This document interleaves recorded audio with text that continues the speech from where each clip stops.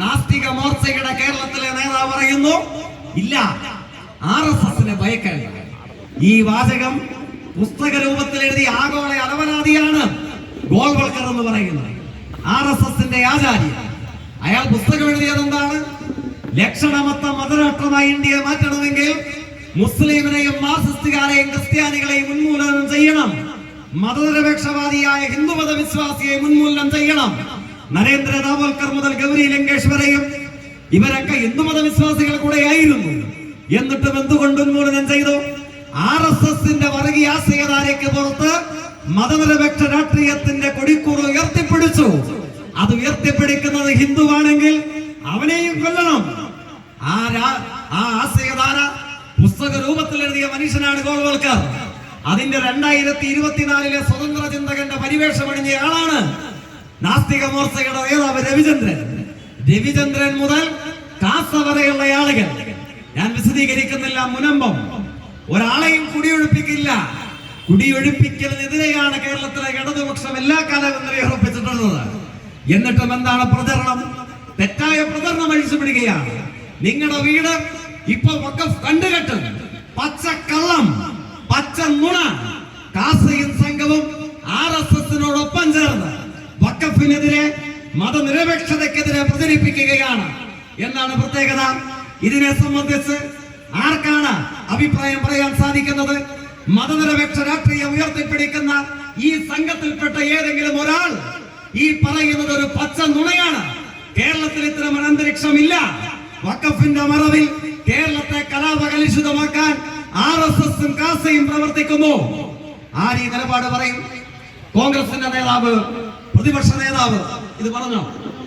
ആരുടെയെങ്കിലും അനുഭവത്തിൽ ഈ നുണകളുടെ അനിതര സാധാരണമായ മഹാപ്രളയം ഇവിടെ ബോധപൂർവം സൃഷ്ടിക്കപ്പെടുന്നത് മതനിരപേക്ഷ രാഷ്ട്രീയത്തിന്റെ അടിത്തറ ഇളക്കാൻ വേണ്ടിയിട്ടാണ്. മതനിരപേക്ഷവാദികൾ, നിങ്ങൾക്ക് CPIഎമ്മിനോട് യോജിപ്പോ വിയോജിപ്പോ അത് മറ്റൊരു കാര്യം. തൃക്കരിപ്പൂരിൽ താമസിക്കുന്ന നമ്മളെല്ലാവരും എന്റെ മതവിശ്വാസത്തിന്റെ പേരിൽ എന്റെ അരികിലിരിക്കുന്ന മനുഷ്യന്റെ ജീവനും രക്തവും ഈ മണ്ണിൽ വീഴാൻ പാടില്ല എന്നാണ് നിങ്ങൾ ആഗ്രഹിക്കുന്നതെങ്കിൽ നിങ്ങൾക്ക് ഇടതുപക്ഷത്തോട് യോജിപ്പോ വിയോജിപ്പോ അത് മറ്റൊരു കാര്യം. തൃക്കരിപ്പൂരും കാസർഗോഡും കേരളവും മതനിരപേക്ഷ പൂർണ്ണമായ സമാധാനത്തോടുകൂടെ നാളെയും കഴിയണമെന്നാണ് നിങ്ങൾ ആഗ്രഹിക്കുന്നതെങ്കിൽ ഈ സംഘമൊക്കെ ഇങ്ങനെ പ്രവർത്തിച്ചിട്ടും എന്തേ തൃക്കരിപ്പൂരും കാസർഗോഡും കേരളവും മതനിരപേക്ഷ പൂർണ്ണമായ സമാധാനത്തിൽ കഴിയുന്നു? എന്തുകൊണ്ട് കഴിയുന്നു? അത് ഈ RSSന്റെ പച്ച നുണ പ്രചരിപ്പിച്ചവന്മാർ പാണക്കാട് തങ്ങളുടെ ആഫീസിൽ വിളിച്ചെടുത്ത് ജ്ഞാനസ്നാനം ചെയ്തത് കൊണ്ടാണോ തൃക്കരിപ്പൂരും കാസർഗോഡും കേരളവും മതനിരപേക്ഷ പൂർണ്ണമായി തുടരുന്നത്? അതോ RSSന്റെ സെക്രട്ടറിയെ കാണാൻ, ചായയും വണ്ടിപ്പരിപ്പും കഴിക്കാൻ ജമാഅത്തെ ഇസ്ലാമിയുടെ കേരളത്തിലെ അമീർ ഫ്ലൈറ്റ് പിടിച്ച് ഡൽഹിയിൽ പോയി RSSന് പാദസേവ ചെയ്യുന്നത് കൊണ്ടാണോ തൃക്കരിപ്പൂരും കാസർഗോഡും കേരളവും മതനിരപേക്ഷ പൂർണ്ണമായി തുടരുന്നത്? അതോ ഗോൾവൽക്കറുടെ ചിത്രം കാണുമ്പോ ജന്മവാർഷിക ദിനം ആഘോഷിക്കാൻ മാടിക്കുത്തിയ മുണ്ണിന്റെ മടിത്തുമ്പെടുത്ത് താഴേക്കിട്ട് വിനീത വിധേയരായി മുട്ടിലിഴഞ്ഞ നിലവിളക്ക് കൊളുത്താൻ മത്സരിക്കുന്ന കേരളത്തിലെ കോൺഗ്രസിന്റെ നേതാവ്, പ്രതിപക്ഷ നേതാവ് VD സതീശൻ കേരളത്തിലുള്ളത് കൊണ്ടാണോ തൃക്കരിപ്പൂരും കാസർഗോഡും കേരളവും മതനിരപേക്ഷമായി തുടരുന്നത്? അതോ ഇടക്കാല RSSന്റെ ശാഖയെ ആക്രമിക്കാൻ CPIഎമ്മുകാർ വരുന്നു എന്ന് കേൾക്കുമ്പോൾ ഉടുത്തിരിക്കുന്ന കതർമുണ്ട് അഴിച്ചു മാറ്റി കാക്കി കളസമെടുത്തണിഞ്ഞ് ശാഖയ്ക്ക് കാവൽ കിടന്നു, കാവൽ നിന്നു എന്നല്ല, ശാഖയ്ക്ക് കാവൽ കിടന്നു എന്ന് പറയുന്ന കേരളത്തിലെ കോൺഗ്രസിന്റെ പ്രതിപക്ഷ നേതാവ് കെ സുധാകരൻ കേരളത്തിലുള്ളത് കൊണ്ടാണോ തൃക്കരിപ്പൂരും കാസർഗോഡും കേരളവും മതനിരപേക്ഷ പൂർണ്ണമായി തുടരുന്നത്? നമ്മൾ 2019 തോറ്റവരാണ്, തർക്കഭേദമില്ല. പക്ഷെ ടാഗോറിന്റെ പ്രസിദ്ധിയാർജിച്ച കവിതയുണ്ട്. സ്വാതന്ത്ര്യ സമരാനുഭവത്തിന്റെ പ്രതീകമായി ടാഗോർ രചിച്ച വാചകങ്ങൾ. എവിടെ ശിരസുന്നതമായിരിക്കുന്നോ, എവിടെ മനസ്സ് നിർഭയമായിരിക്കുന്നോ ആ സ്വാതന്ത്ര്യത്തിന്റെ പരമകോടിയിലേക്ക് എന്റെ രാഷ്ട്രത്തെ നയിക്കണമെന്ന് ടാഗോർ പാടി.